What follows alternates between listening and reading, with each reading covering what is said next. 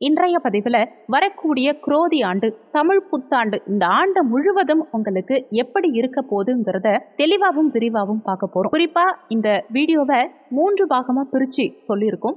ஆரம்பத்துல உங்களுக்கு எந்தெந்த விஷயங்கள்ல நற்பலன்கள் அதிகம் கிடைக்குங்கிறத பார்க்கலாம். அடுத்து எந்தெந்த விஷயங்கள்ல நீங்க கொஞ்சம் கவனமா இருக்கணுங்கிறத பார்க்கலாம். கடைசியா உங்க சுயஜாதகத்துல கிரகநிலைகள் எந்தெந்த இடத்துல இருக்கு, அந்த கிரகநிலைகளுக்கு ஏத்த மாதிரி என்ன மாதிரியான பலன்கள் உங்களுக்கு கிடைக்கும்ங்கிறத தெளிவாகவும் விரிவாகவும் பார்க்க போறோம். எந்தெந்த விஷயங்கள்ல உங்களுக்கு சுப பலன்கள் கிடைக்குமோ அது மாதிரியான விஷயங்களை இந்த காலகட்டத்துல நீங்க கொஞ்சம் கூடுதலாவே முயற்சி எடுத்து செய்யலாம். இன்னுமே சிறப்பு பலன்கள் விசேஷ பலன்கள் கிடைக்கும். எந்தெந்த விஷயங்கள்ல நீங்க கவனமா இருக்கணும்னு சொல்றோமோ அந்தந்த விஷயங்கள்ல நீங்க கொஞ்சம் கவனமா இருந்தீங்கன்னா பெரிய அளவுக்கு பிரச்சனைகள் வராம நீங்க உங்களை பாதுகாத்துக்கலாம். முக்கியமான விஷயம், வீடியோல சொல்லக்கூடிய இந்த கோச்சார பலன்கள் ஒரு 20% அளவுக்கு மட்டும்தான் எல்லாருக்குமே பொருந்தும். மீதம் இருக்க 80% அளவுக்கு உங்க சுயஜாதகப்படி தான் உங்க வாழ்க்கையில நிறைய விஷயங்கள் நடக்கும். இப்போ கோச்சார அடிப்படையில 20% அளவுக்கு பலன்கள் உங்க வாழ்க்கையில இந்த குரோதி ஆண்டு என்ன மாதிரியான பலன்கள் கொடுக்க போகுதுங்கிறத பார்க்கலாம். வீடியோவை முழுமையா பார்க்கறதுக்கு முன்னாடி நீங்க நம்ம சேனலுக்கு புதிய வியூவரா இருந்தீங்கன்னா கீழே இருக்க சப்ஸ்கிரைப் பட்டனையும் பக்கத்துல இருக்க ஆல் நோட்டிபிகேஷன் பெல் பட்டனையும் பிரஸ் பண்ண மறந்துடாதீங்க. சிம்ம ராசியை பொறுத்த வரைக்கும் மகம் 1, 2, 3, 4 பாதங்கள், பூரம் 1, 2, 3, 4 பாதங்கள், உத்திரம் 1ஆம் பாதத்தை உள்ளடக்கியது சிம்ம ராசி. சிம்ம ராசிக்கு அதிபதி சூரிய பகவான். வீடியோல சொல்லக்கூடிய பலன்கள் ஆண் பெண் இருபாலருக்கும் பொருந்தக்கூடிய பலன்கள். சிம்ம ராசி அன்பர்களுக்கு தொழில் சார்ந்த வகையில ஒரு நல்ல மாற்றங்கள்ங்கிறது இருக்கும். 5ஆம் அதிபதி 10ஆம் பாவகத்தில் அமர்றார் குரு. 10ல குரு வந்தா பதவி பறிபோகும்னு கேள்விப்பட்டிருப்பீங்க. அப்படியெல்லாம் பயப்பட வேண்டாம். இந்த அமைப்பு வேலையில கொஞ்சம் ப்ரெஷர் கொடுத்தாலுமே வேலை இருக்கும். ஒரு சிலருக்கு வேலையை விட்டு வெளியில வந்தா கூட இன்னொரு இடத்துல வேலை கிடைக்கும். அதை பத்தி நீங்க பயப்பட வேண்டாம். இந்த ஆண்டு முழுவதுமே குரு 10ல இருக்க போறார். அவர் சில நல்ல இடத்தையும் பார்க்கிறார். அதாவது தனஸ்தானத்தை பார்க்கிறார். அதே மாதிரி சுகஸ்தானத்தையும் 6ஆம் இடம் ருணரோக சத்ருஸ்தானத்தையும் பார்க்கிறார். வேலை இடமான 6ஆம் இடத்தையே குரு பகவான் தொழில் ஸ்தானத்துல மறந்து பார்க்கும் காரணத்தினால வேலைங்கிறது இந்த காலகட்டம் உங்களுக்கு நிச்சயம் இருக்கத்தான் செய்யும். உத்தியோகம் இல்லாம இருக்கவங்களுக்கு இந்த காலகட்டத்துல நிச்சயமா நல்ல வேலை கிடைக்கும். ரொம்ப சிறப்பான வேலைங்கிறத இந்த காலகட்டத்துல நீங்க எதிர்பார்க்க முடியாது. ஆனா கிடைக்கிற வேலையை சிறப்பாக ஏற்றுக்கோங்க. அந்த வேலையை ஃபஸ்ட்டு ஏற்றுக்கிட்டு அந்த இடத்துல உங்களால் என்ன பெஸ்ட்டு கொடுக்க முடியுமோ கொடுங்க. கிடைக்கிற சந்தர்ப்பத்தை நழுவ விட வேண்டாம். வேலையில் உங்களுக்கு இருக்கும் மாற்றம் நிச்சயமாக உங்களுக்கு நன்மை தரக்கூடிய மாற்றமாக தான் இருக்கும். அடுத்து குடும்பத்தில் இருந்த பிரச்சனைகள் இந்த காலகட்டத்தில் நீங்கும். குடும்பஸ்தானத்தையே குரு பகவான் பார்க்குறாரு இல்லையா? குடும்பத்தில் நிம்மதி நிலவும். திருமணத்துக்காக முயற்சி செஞ்சுட்டு இருந்தவங்களுக்கு இந்த காலகட்டத்தில் குடும்பம் அமையும். புத்திர பாக்கியத்துக்காக எதிர்பார்த்துட்டு இருக்கவங்களுக்கும் நிச்சயமா இந்த காலகட்டத்தில் குழந்தை பாக்கியம்ங்கிறது நிச்சயமா கிடைக்கும். அடுத்து வருமானம் சீரும் சிறப்புமா இல்லைன்னா கூட உங்க தேவைகளை பூர்த்தி செய்யறதுக்கு உண்டான அளவில் வருமானம் இந்த ஆண்டுல நிச்சயமா இருக்கும்.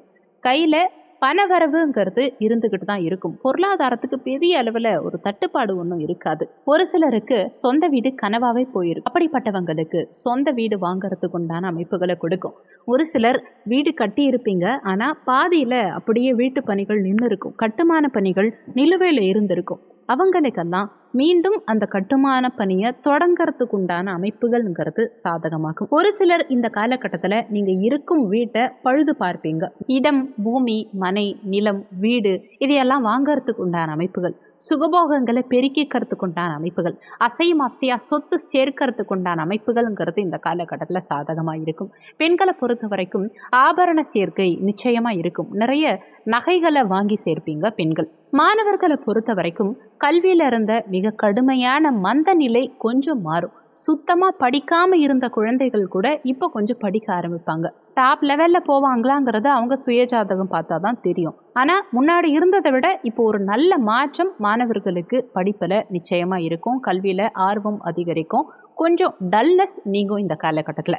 அடுத்து லோன் கேட்டிருக்கீங்க, கிடைக்கல. உதாரணத்துக்கு தொழில் அபிவிருத்தி செய்யறதுக்காகவோ இல்லை புதிய தொழில் தொடங்கிறதுக்கோ, வீடு கட்டுறதுக்கோ, திருமணம் பண்ணுறதுக்கோ, இடம் வாங்கிறதுக்கோ, இந்த மாதிரி ஏதோ ஒரு விஷயத்துக்காக நீங்கள் லோன் அப்ளை பண்ணி காத்துக்கிட்டு இருந்திருக்கலாம்.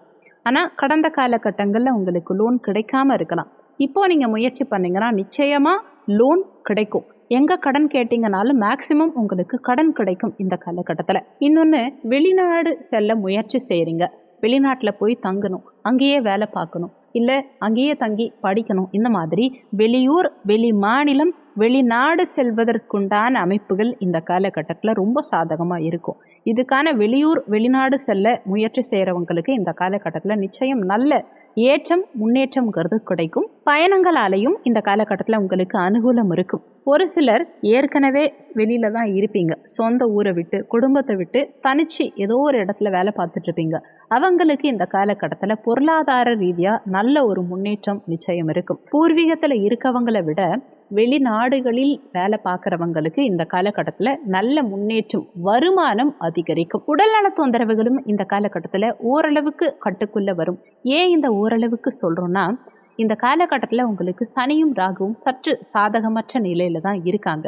குரு பகவானுடைய பார்வை உங்களுக்கு ஒரு சில நன்மைகளை கொடுத்தாலும் அதை முழுமையாக அனுபவிக்க முடியாத சூழலையும் கொடுக்கலாம். தொழில் செய்கிறவங்களை காட்டிலும் உத்தியோகத்தில் இருக்கவங்களுக்கு இந்த காலகட்டத்தில் ஓரளவுக்கு நல்ல முன்னேற்றம் கொடுக்கும். உத்தியோகத்தில் ப்ரெஷர் கம்மியாக இருக்கும், வருமான உயர்வை கொடுக்கும். தொழிலோட கம்பேர் பண்ணும்போது வேலை பார்க்குறவங்களுக்கு இந்த காலகட்டத்தில் கொஞ்சம் முன்னேற்றம்ங்கிறது இருக்கும். அடுத்து, இப்போ எந்தெந்த விஷயங்கள்ல நீங்க கொஞ்சம் கவனமா இருக்கணுங்கிறத பார்க்கலாம். இந்த காலகட்டத்தில் கணவன் மனைவிக்குள்ள கொஞ்சம் அனுசரித்து போகணும். சனியே களத்திரஸ்தானத்தில் இருக்காரு இல்லையா, அப்போ கணவன் மனைவிக்குள்ள அனுசரித்து போகணும். இன்னொன்று, கேதுவும் குடும்பஸ்தானத்தில் இருக்கார், அப்போ குடும்ப உறுப்பினர்கள்கிட்டையும் கொஞ்சம் அனுசரித்து போகணுங்கிறத மனசில் வச்சுக்கோங்க. குடும்ப உறுப்பினர்களுக்குள்ளேயோ சரி, இல்லை கணவன் மனைவிக்குள்ளேயோ கூட சண்டை சச்சரவுகள் வந்தால் எதிர்த்து நீங்கள் போராடாமல், எதிர் விவாதம் வைக்காம, ஏதாவது ஒன்று சொன்னா பரவாயில்லன்னு ஏத்துக்கிட்டு அப்போதைக்கு நீங்க வாயை மூடிட்டு போயிட்டீங்கனாலே குடும்பத்துல பிரச்சனை பெருசாகாது. அதனால விட்டு கொடுத்து செல்ல பாருங்க. ஒரு சிலருக்கு குடும்பம் சார்ந்த வகையில பிரிவினைகள் அல்லது வழக்குகள் இதெல்லாம் ஏற்படுறதுக்கும் வாய்ப்புகள் உண்டு. குடும்ப விஷயத்துல நிதானம், கவனம் தேவை. அடுத்து, உடல் நலத்துல குட்டி குட்டி உடல் உபாதைகள் அடுத்தடுத்து வந்துகிட்டே இருக்கலாம். குறிப்பா சிறு குழந்தைகளுக்கும் வயதானவர்களுக்கும் இந்த காலகட்டத்தில் ஹெல்த் இஷ்யூஸ் அதிகம் உண்டாகலாம். அந்த விஷயத்துலையும் கொஞ்சம் கவனமாக இருந்துக்கோங்க. முறையான உணவு பழக்கத்தை கடைபிடிக்கிறதும் தகுந்த மருத்துவ சிகிச்சை எடுத்துக்கிறதும் இந்த காலகட்டத்தில் உங்கள் உடல் ஆரோக்கியத்துக்கு நல்லது. அடுத்து, தொழில் சார்ந்த விஷயத்துலையும் அகலக்கால் வைக்க வேண்டாம். இந்த ஆண்டு முழுவதுமே பொருளாதார ரீதியாக பெரும் வளர்ச்சிங்கிறது பெரிய அளவில் நீங்கள் எதிர்பார்க்க முடியாது. அப்படி இருக்கும்போது பெரிய அளவில் முதலீடுகள் செய்யாமல் இருக்கிறது இந்த காலகட்டத்தில் உங்களுக்கு நல்லது. முதலீடுகள் சார்ந்த விஷயத்தில் சிந்திச்சு செயல்பட வேண்டியது அவசியம். கிரக அமைப்புகள் சாதகமற்ற நிலையில் இருக்கும்போது அளவுக்கு அதிகமான முதலீடுகள் செய்ய வேண்டாம். தொழில் வகையில் ஒரு சிலருக்கு மந்தப்போக்கு, ஒரு சிலருக்கு நஷ்டம், கடன் இதெல்லாம் உண்டாகிறதுக்கு வாய்ப்புகள் இருக்கிறதுனால தொழில் செய்கிறவங்க அகலக்கால் வைக்க வேண்டாம். பெரிய அளவில் முதலீடுகள் செய்யாமல் இருக்கிறது உங்களுக்கு நல்லது. அடுத்து, வண்டி வாகனங்களில் செல்லும் சமயத்துலையும் கொஞ்சம் நிதானத்தை கடைபிடிக்கணும். ஏன்னா இந்த சுகஸ்தானத்தை சனியும் பார்க்குறார் தன்னுடைய 10ஆம் பார்வையா.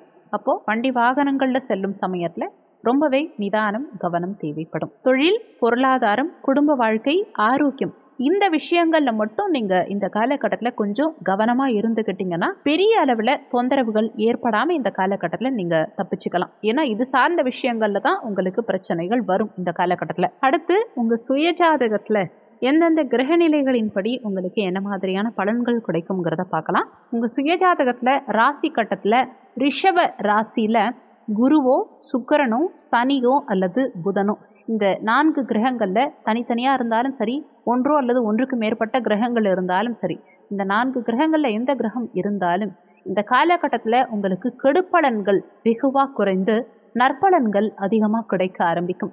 இன்னொன்று, கும்ப ராசியில் உங்கள் ராசிக்கு 7ஆம் இடம் கலத்திரஸ்தானமான அந்த கும்ப மனையில் குருவோ அல்லது சுக்கிரனோ உங்கள் சுயஜாதகத்தில் ராசி கட்டத்தில் இருந்தால் தொழில் வகையில் எவ்வளவு பெரிய நெருக்கடி வந்தாலும் நீங்கள் முன்னேறிடுவீங்க.